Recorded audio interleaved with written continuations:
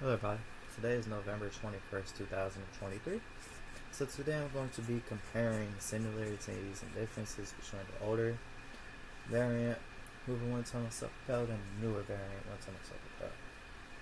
So the one on the left is a Hoover Windtunnel Ultra self-propelled U6439-900, and the one on the right is a Hoover Windtunnel self-propelled Anniversary Edition U6485-900, something like that.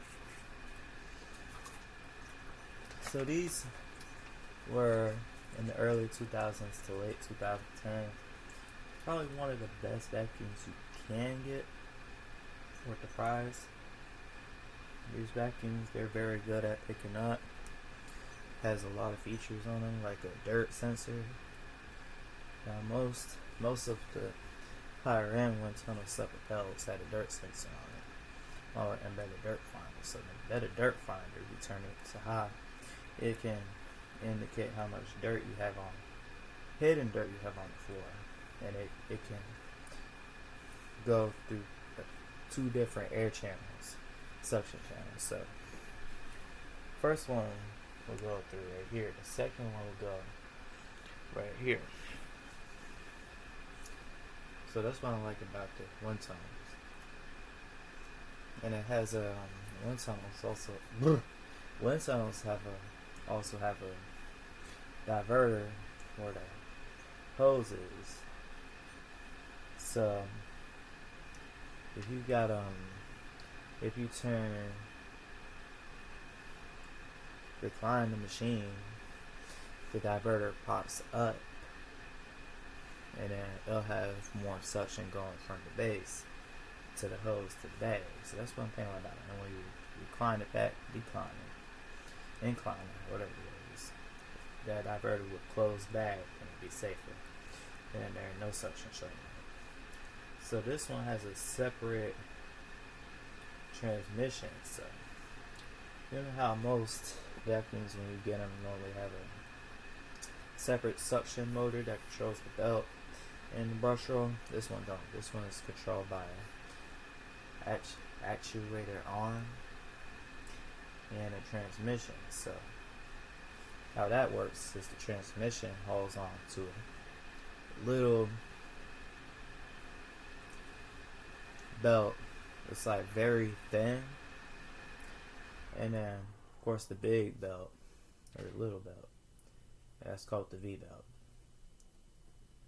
So this has two separate belts, one to control the transmission, one to control the regular motor. So the transmission is hidden right here. So has a little knob in the middle of the transmission. So it'll indicate, like, if you're going on a hard floor, the brush will automatically turn off. Carpet, it'll turn off. Of course, you got to recline it, because if you keep it like this, your belt doesn't have more tension, but when you recline it, that belt goes into the transmission to relieve more gauge. So yeah, self-propel.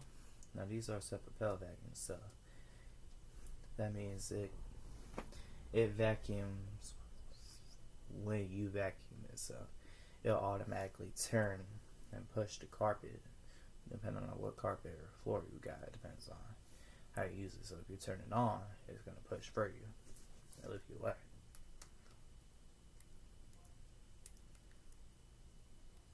So these vacuums range for like $200 to $300 back then. Pretty good machines. Want something go on with them. The transmissions were very known at going out, depending on if you used it or not. And yeah.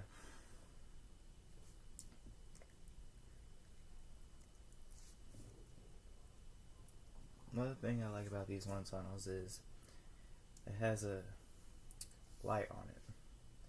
So if your carpet is dirty or clean, it has a sensor in the bag where the hose compartment connects. It has a sensor going by two wires to control if your carpet is dirty or clean. So that means If something's deep down in the carpet, it'll stay red for dirty, and it indicates the carpet is clean. It'll turn green for clean.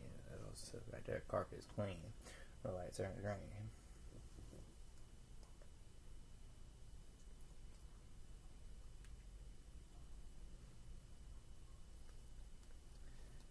So yeah, both of these have 12-amp motors. Of course, like most wind tunnels do. Now the newer TTI variants, they didn't drop a whole lot of stuff. Now they're still the same build, but Maytag and TTI have different motors. So the one on the left, the older one, the purple one, has a Maytag built motor in it. So of course this has a more different sound and setup. On the right is a TTI Tektonic Floor Care Industries. That's what TTI stands for. It has the most quieter motor. That does have all that motor strength like this one, but I like the Maytag motors better. So I do not like, during my vacuum fixing career, I fixed a couple of these wind tunnels. Fixed a green one, like the forest dark green one, like this one. And I fixed the desert tan one. And let's just say I don't like doing that. Because one thing, when the transmission goes out, your vacuum is done. And then nowadays you can't find the transmission. So if the transmission goes out, you gotta throw your vacuum. And the transmission is freaking hard to take apart. Like it's a lot of things you gotta work out, like the actuator arm inside. So then you gotta get that little thing off, and it's a lot of work. So that's one thing I do not like about the Propelleds, but they also made a smaller one.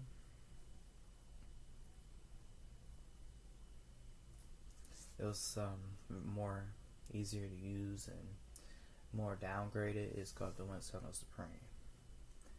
So that would be no self-propelled. The Supreme, the Windtunnel Supreme is like more smaller. And then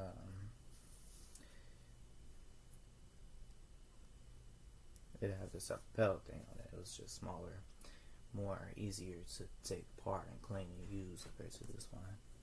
Now that was like $150, $200 Hoover back then. I did have one Windtunnel Supreme in blue, but the motor went out on it. So yeah. So they made the Hoover Windtunnel self-propelled bagless and the bagged. I used to have a blue bagless self-propelled Windtunnel until the transmission went out on it. It kept breaking through belts for the V-belt. So I trashed it and just smashed it. This set for about 2-3 years ago.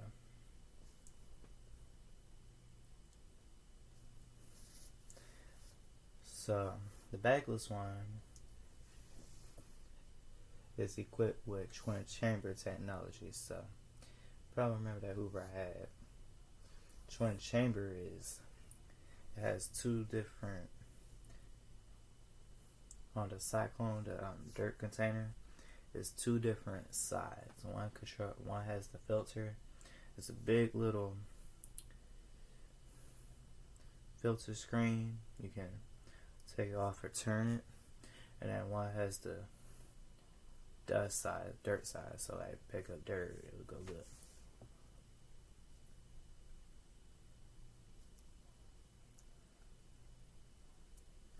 I'll say the one I actually did have a Windtunnel twin chamber on my channel. It was the blue one, you probably remember.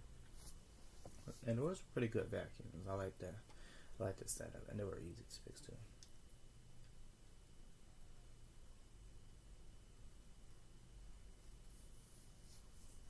Alright, so without further ado, I'm going to show you how these things work. So, of course, on Hoovers, you got a bag. Press the little top button. Take the bag out. there's a filter right down there, Right down, you can close the bag,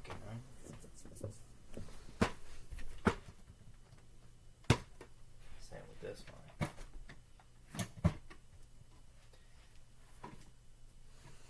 Alright, so the older one, you can see that the handles are different. The older one has like a just straight up handle. The one on the right has like a handle turn like the T-Series Windtunnel. Then the later TTI variant Hoovers had these black tools, or later Maytag TTI variant had the gray tools. So the older Hoovers had the tan tools like this.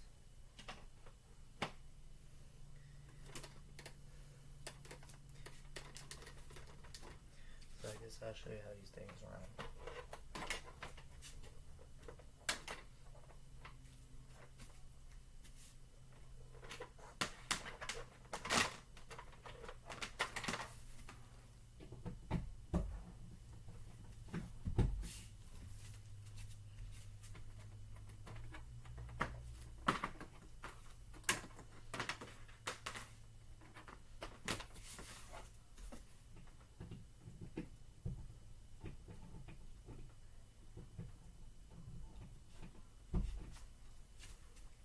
So I'm going to start with the order.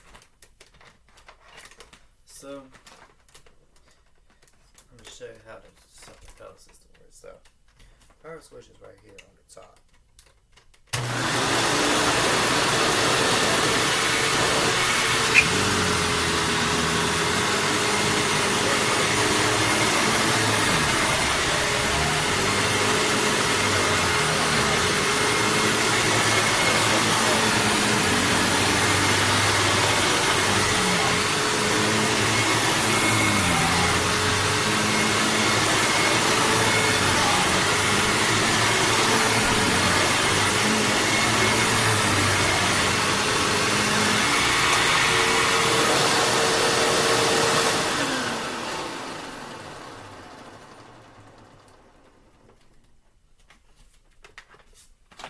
So that's the older one. You hear kind of the Maytag motors have a more higher pitch than the TTI version of the ones I'm going to show you.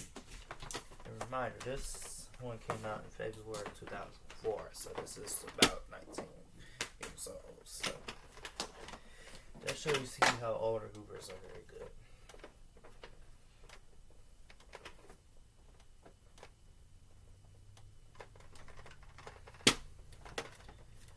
So that's the older one. Let's put this on the side. I'm going to show you the newer one.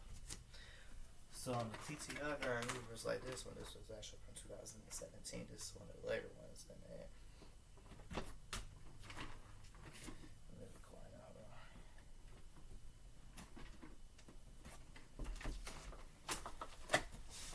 There we go. So I'm going to show you how this one's quieter. 3, 2, 1.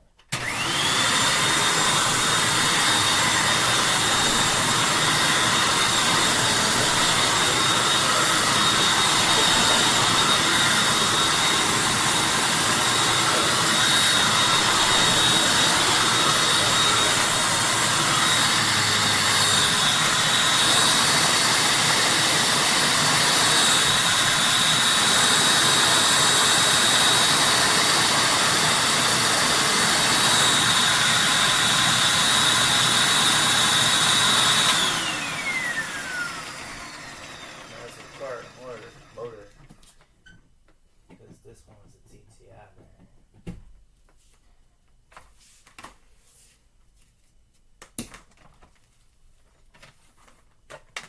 So yeah, those are some similarities and differences, but a big difference is they're different colors, but no big deal, So those are the similar differences behind the older and the newer Hoover Windtunnel self-propelled. So thank you for watching. Bye.